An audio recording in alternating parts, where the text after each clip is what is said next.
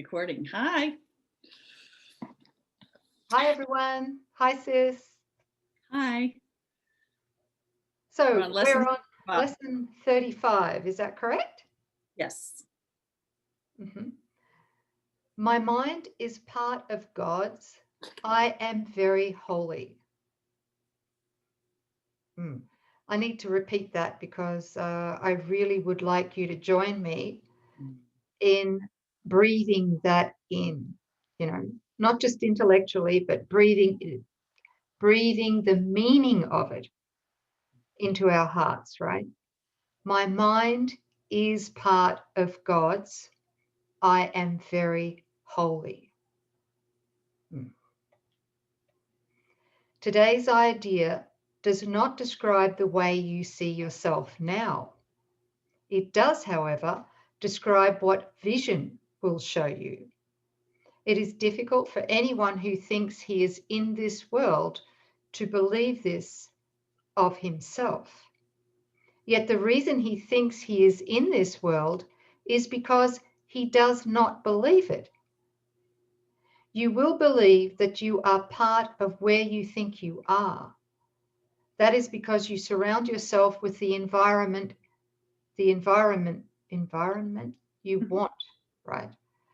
So, and you want it to protect the image of yourself that you have made. He's speaking about, of course, the ego part of the split mind, right? So we need our environment, the ego's projection of its environment, to support and perpetuate the ego's image of itself. So, oops, I've lost where I'm at. Where am I up to? Okay. The image is part of this environment. What you see while you believe you're in it is seen through the eyes of the image. That's the ego filter that we're looking through. This is not vision.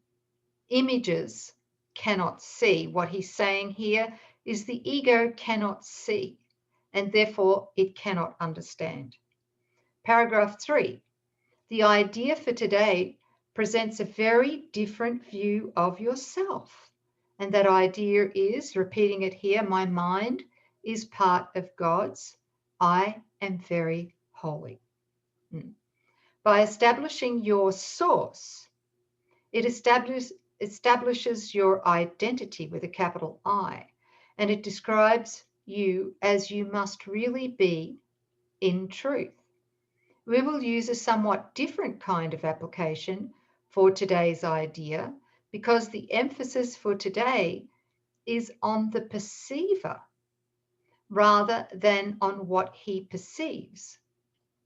So that's great. So we have been recognizing that what we see as images outside of ourselves that are causing us distress, right? Those are effects from our mind, and we're learning to choose again. But now he's addressing the nature of the mind. Which so-called mind is it that we are doing the thinking from and the seeing out of? Is it the ego thought system, which is what the ego made as a substitute? Or are we recognizing our union with the mind of God? And that really depends on what we choose to be. Again, it's choice. Mm-hmm. What do we really, really want? Right. How do we identify ourselves? As a sinful, separated mortal and body bound, or the innocent child of God, Christ, spirit idea in the mind of God? Wow. Thank you, sis. Yeah. Paragraph 4. For each of the 3 5-minute practice periods today, begin by repeating today's idea to yourself and then close your eyes and search your mind for the various kinds of descriptive terms in which you see yourself. Include all the ego-based attributes which you ascribe to yourself, positive or negative, desirable or undesirable, grandiose or debased. All of them are equally unreal because you do not look upon yourself through the eyes of holiness.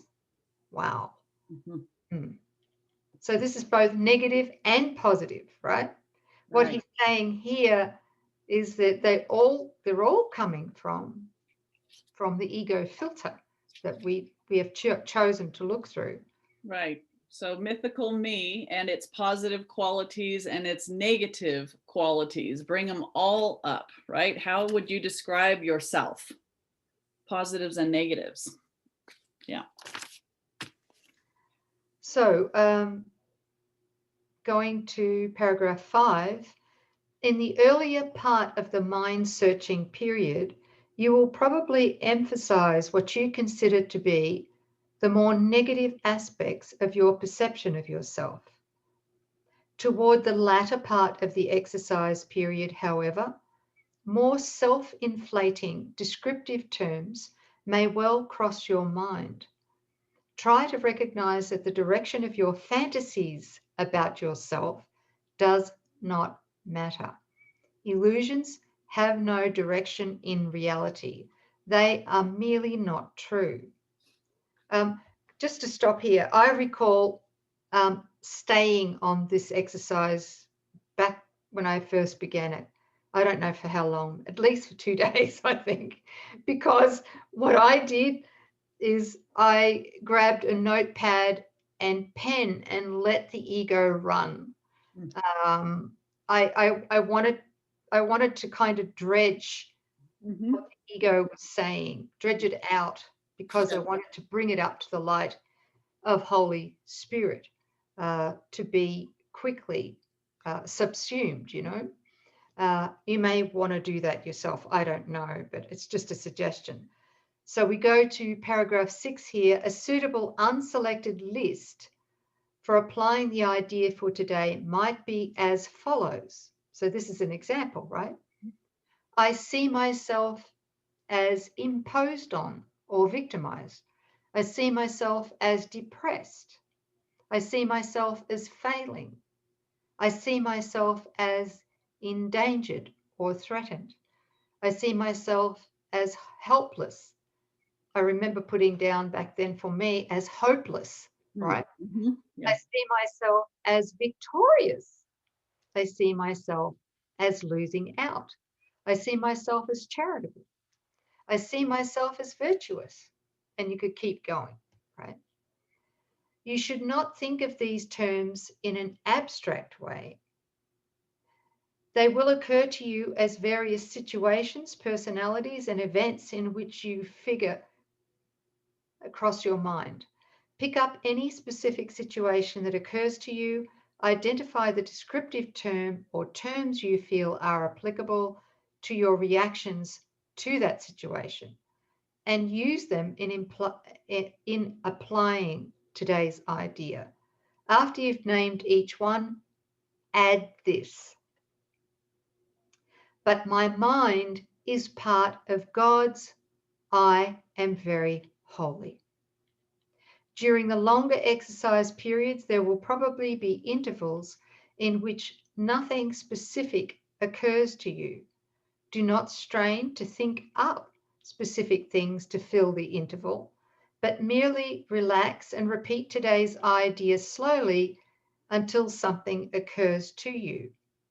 Although nothing that does occur should be omitted from the exercises. Nothing should be dug out with effort. That's very important. Neither force nor discrimination should be used. It's got to be a natural, inspired flow, right? Yeah. As often as possible during the day, pick up a specific attribute or attributes you are ascribing to yourself at the time and apply the idea for today to them, adding the idea in the form stated above to each of them. If nothing particular occurs to you, merely repeat the idea to yourself with eyes closed. My mind is part of God's I am very holy. And I think, again, this bears just looking at that gap diagram. This is our mind in its natural state. at one with God, right? The unified mind, our mind and God's mind being one. And then there's the split mind with its mythical me. And it doesn't matter if value, if the ego is promoting mythical me as like, I'm virtuous, or I'm charitable, I'm such a great guy, I get along with everybody, or the negative side, I'm a failure, I'm unworthy, I'm never going to get it, only good things only happen to other people. This is the mythical me and its judgments on itself. Yet all of that, the self doesn't exist, and the mind that is saying these things or evaluating is this insane split part of our mind and has nothing to do with the truth. Only when we're allowing what God is, or Holy Spirit is imparting to us, are we in our right mind, and can we properly evaluate what we are. When you are sharing with the mind of the Holy Spirit, we will feel and know our holiness. And these are the fruits of our holiness. Beautiful. Can you open that up again? Yes. What just came barreling in then was the thought of the body. So, I don't know about everyone else, but I have had many thoughts about the body, the state of the body, the state of its health, the state of its appearance, like for many women, especially some men too, is that whole thing about having a sexy body, right? The body image. You've got to look the part, right?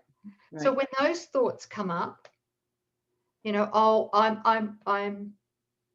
I've got pride about my body because it's in good shape. I go to the gym every day. All of that needs to also be included in this exercise. Yeah. Right. Or I'm, 50 pounds overweight, or I'm looking 75 when I'm only 65. All of these thoughts have got to be given over. Right. Yeah. So pluses and minuses, no matter whether they deal with circumstances in our lives, core beliefs we hold about ourselves, and even our thoughts about the body. Right? Okay. But when we, again, what happens to that body and all those judgments go, right? When we're, willing to side with God. Yeah, thank you. Thank you, sis. My mind is part of God's. We are very holy. So holy, very holy. Very holy.